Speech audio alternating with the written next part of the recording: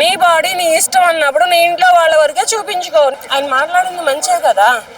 ఇప్పుడు 50 years వచ్చిన ladies కూడా జబ్బల దాకా జాకెట్లనైనా గజ్జల దాకా స్కట్లు వేసుకొని తిరుగుతున్నారు. అలా తిరుగుతున్నటువంటి ఇప్పుడున్న జనరేషన్లో అతను మాట్లాడదాం కరెక్టే మాట్లాడారు, రాంగ్ ఏం మాట్లాడలేదు. అది మంచిగా మాట్లాడారు. చక్కగా చీరలు కట్టుకోవచ్చు, లేకపోతే ఫుల్ ఫ్రాక్స్ వేసుకోవచ్చు, చుడిదార్స్ వేసుకోవచ్చు. ఇప్పుడు మళ్ళీ కొత్తగా ట్రెండ్ కావాలి అంటే ఏంటంటే అది మన హాఫ్ శారీస్ కట్టుకోవచ్చు.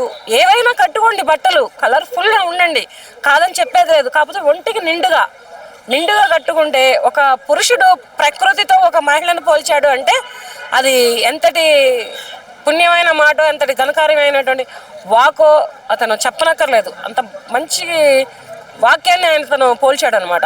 అదే టాలీవుడ్ ఫెమినిస్టులు అందరూ కూడా లేదు సామాన్లని అలా వల్గర్గా మాట్లాడతారని చెప్పి మాట్లాడుతున్నారు.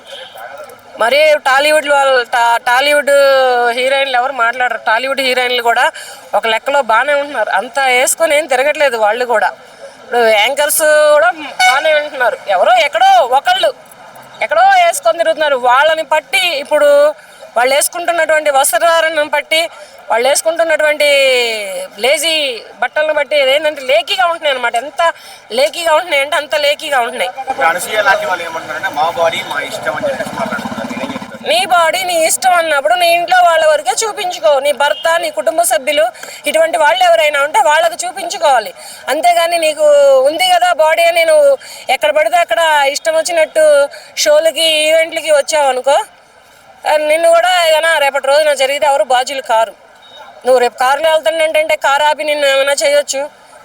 నువ్వు నడిచి వెళ్తానంటే నిన్ను ఎవడైనా తగలొచ్చు, తాకొచ్చు, ముట్టుకోవచ్చు, టచ్ చేయొచ్చు. అప్పుడు పారేసుకుంటారనమాట. నోరు అనేది అప్పుడు పారేసుకుంటారు. ఇప్పుడే మనం జాగ్రత్తగా ఉంటే అప్పుడు మన దగ్గరకు వచ్చి ఎవరు టచ్ చేయరు, మనల్ని ఎవరు ముట్టుకోరు. మన దాంట్లో మనం ఉంటాం కదా. అనసూర్య డ్రెస్సింగ్ స్టైల్ కూడా ఎవరికి నచ్చట్లేదు. చాలామంది వరకు లేడీస్ ఏంటి, చాలామంది వరకు యువత ఏంటి, చాలామంది వరకు వాళ్ళు ట్రోల్ చేస్తున్నా కానీ ఆవిడ అలా మాట్లాడుతుంది అంటే ఈవేళ జరుగుతున్నటువంటి అఘాయిత్యాలే కానీ అత్యాచారాలే కానీ వీటికి సగం కారణం ఎవరమ్మా అంటే ఇటువంటి వస్త్రధారణ ధరించేటటువంటి మహిళలే. అంటే చూసే కళ్ళు బట్టి ఉంటుంది తప్పనేది. అమ్మాయిలు వేసుకునే బట్టలు కాదని చెప్పేసి కూడా చాలా మంది అమ్మాయిలు మాట్లాడడం జరుగుతుంది. కాదు వేసుకునే బట్టలను బట్టి కూడా ఉంటుంది. నువ్వు జబ్బల దాకా బ్రాలునను లేకపోతే నువ్వు గజ్జల దాకా కట్రాయర్లు వేసుకొని తిరిగితే బాగుంటుందా? అది నువ్వు స్కర్ట్ వేస్తే ఎక్కడి వరకు వేయాలి? మోకాళ్ళ కింద వరకు వేయాలి. నువ్వు జాకెట్ వేస్తే ఎక్కడి వరకు వేయాలి? మా చేతులు పైదాకా వేయాలి. ఇవి తీసేసేసి నువ్వు ఒళ్ళంతా చూపించుకుంటూ, నీ బాడీ మొత్తం చూపించుకుంటూ తిరుగుతూ ఉండంటే ఏ మగాడు వదులుతాడు నిన్ను?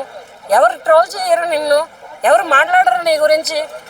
నీలాంటి మహిళలు ఉంటున్నందుకు వాళ్ళ ఇళ్ళలో మహిళలు ఎటువంటి మాటలు మాట్లాడతారు? ఇటువంటివి ఉంటాయి కదా.